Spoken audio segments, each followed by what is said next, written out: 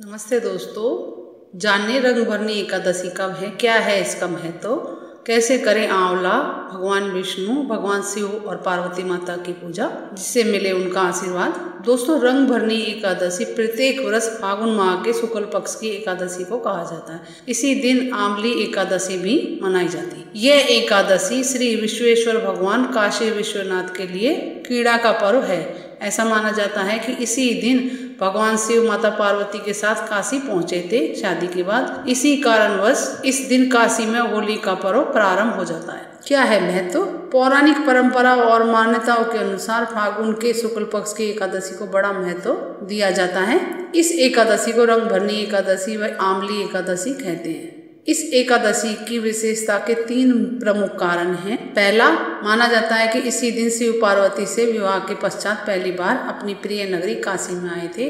रंग भरनी एकादशी का पर्व काशी में मां पार्वती के प्रथम स्वागत का प्रतीक है। दूसरा, मान्यता के अनुसार इसी दिन भगवान विष्णु ने सृष्टि की रचना हेतु ब्रह्मा जी एवं आंवले के वृक्ष को जन्म दिया था। तीसरी, एक अन्य मान्यता के अनुसार इसी दिन श्याम बाबा का मस्तक पहली बार श्याम कुंड में प्रकट हुआ था। इसीलिए इस दिन लाखों श्याम भक्त श्याम बाबा के दर्शन हेतु खाटू श्याम जाते हैं। इस बार ये एकादशी 17 मार्च रविवार को है। रंग भरनी एकादशी का काशी में विशेष महत्व है। इस दिन बाबा विश्वनाथ का विशेष भव्य श्रृंगार होता है, जो प्रतिवर्ष केवल रंग भरनी एकादशी, दिवाली, अन्नकूट तथा महाशिवरात्रि पर होता है। इस शुभ अवसर पर शिव परिवार की चल प्रतिमा काशी विश्वनाथ मंदिर में लाई जाती है। फिर बाबा श्री काशी विश्वनाथ मंगल वाद्य यंत्रों की ध्वनि के साथ अपने काशी क्षेत्र में भ्रमण अपनी जनता भक्त श्रद्धालुओं को आशीर्वाद देने सपरिवार निकलते हैं। शिवगण उनकी प्रतिमा पर समस्त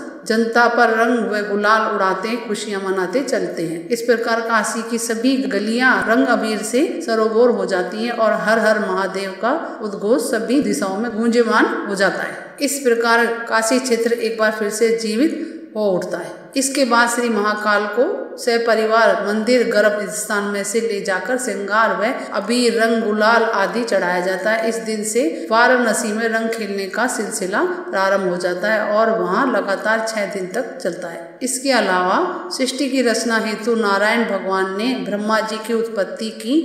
उसी समय भगवान ने आंवले के वृक्ष को भी बनाया। इस वृक्ष को विष्णु ने आदि वृक्षों के रूप में प्रतिष्ठित किया, इसीलिए इसके हर अंग में भगवान का स्थान माना गया है।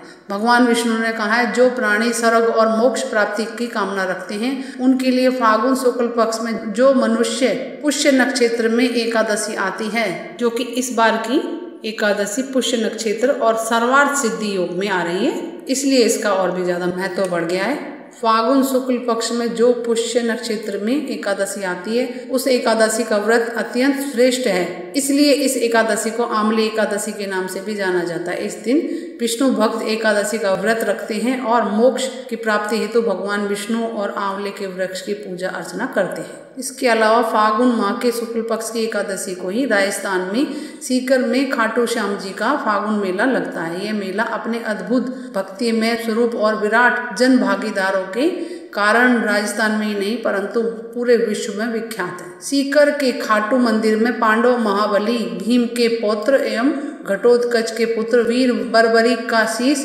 विग्रह के रूप में विराजमान है। बर्बरीक को उनकी अतुलनीय वीरता व त्याग के कारण भगवान कृष्ण से यह वरदान मिला था कि कलयुग में बर्बरीक स्वयं कृष्ण के नाम एवं स्वरूप में पूजे जाएंगे। फलत बर्बरीक श्री श्याम बाबा के रूप में खाटू धाम में पूजे जाते हैं। बर्बरीक का शीश फागुन शुक्ल पक्ष एकादशी को प्रकट हुआ था, इसलिए इस उपलक्ष्य में फागुन मास में शुक्ल पक्ष की एकादशी से द्वादशी तक विशाल मेला लगता है खाटू श्याम में, जिसमें विश्व भर से लाखों की संख्या में श्रद्धालु दर्शन के लिए आते हैं। यह मेला फागुन शुक्ल पक्ष की दशमी से द्वादशी तक 3 दिनों तक चलता है। यह एक वहीं पर उत्तर प्रदेश के अनेक स्थानों पर रंग भरनी एकादशी के दिन से होली का त्योहार शुरू हो जाता है।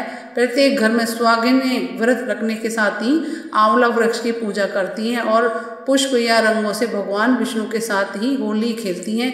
इसके बाद ही होली का क्रम प्रारंभ हो जाता है। मथुरा स्थित मंदिर श्री बांके बिहारी महाराज एवं द्वारकाधीश महाराज में होली की शुरुआत इसी दिन से हो जाती है। रंग भरनी एकादशी पर किस प्रकार से करें उपासना ताकि आर्थिक समस्याएं दूर हो। प्रातः काल उठकर नहा धो के स्नान करके साफ सुथरे वस्त्र पहन ले, पूजन का संकल्प ले ले। अगर कोई मनोकामना है तो अन्यथा रहने दे।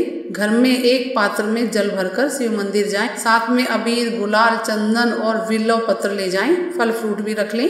सबसे पहले शिव परिवार को और शिव जी को जल से स्नान कराएं, उसके बाद पंचामृत से स्नान कराएं, उसके बाद फिर से शुद्ध जल से स्नान कराएं, उसके बाद शिवलिंग पर चंदन लगाएं और शिव परिवार पे भी चंदन लगाएं, फल फ्रूट अर्पित करें, बिल्व पत्र अर्पित करें। सबसे अंत में अबीर और गुलाल अर्पित करें, आरती करें, क्षमा प्रार्थना कर लें। फिर भगवान शिव से आर्थिक समस्याओं की समाप्ति के लिए प्रार्थना करें।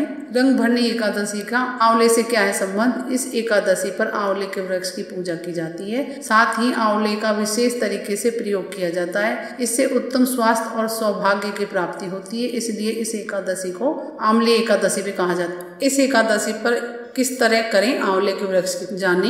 सुबह नहाने धोने के बाद साफ सुथरे कपड़े पहन के प्रातः काल आंवले के वृक्ष में जल डालें, वृक्ष पर पुष्प, धूप, दीप, नैवेद्य अर्पित करें। वृक्ष के निकट एक दीपक जलाएं घी का। वृक्ष की 9 बार परिक्रमा करें, सौभाग्य और स्वास्थ्य प्राप्ति की प्रार्थना करें। अगर आंवले का वृक्ष लगाते हैं तो इस दिन उत्तम होगा। इस एकादशी पर आंवले का प्रयोग कैसे करें? माना जाता है आंवले की उत्पत्ति भगवान विष्णु के द्वारा ही हुई थी।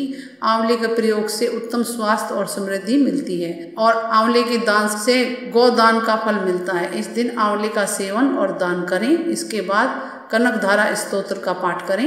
इस तरह पूजा करने और पाठ करने से दरिद्रता का नाश हो जाता है। आज के दिन व्रत करने से और आंवला पेड़ का रोपण करने से बहुत शुभ होता है। इससे घर में सुख समृद्धि बनी रहती है तथा रोग शोक आदि दूर होते हैं। आंवले एकादशी के दिन आंवले का महत्व अधिक बढ़ जाता है। कहा जाता है भगवान विष्णु को आंवले का वृक्ष प्रिय होता है, इसलिए इस दिन पूजा में विष्णु जी को आंवले अर्पित किए जाने चाहिए, क्योंकि आंवला एकादशी का व्रत सभी व्रतों में उत्तम है और मोक्ष प्रदान करने वाला है। तो दोस्तों, इस प्रकार से भगवान की पूजा करके आप उनका आशीर्वाद प्राप्त कर सकते हैं। और कुछ पूछना कमेंट्स करके पूछिए। मेरे चैनल को लाइक करें, सब्सक्राइब करें, शेयर करें। नमस्ते दोस्तों।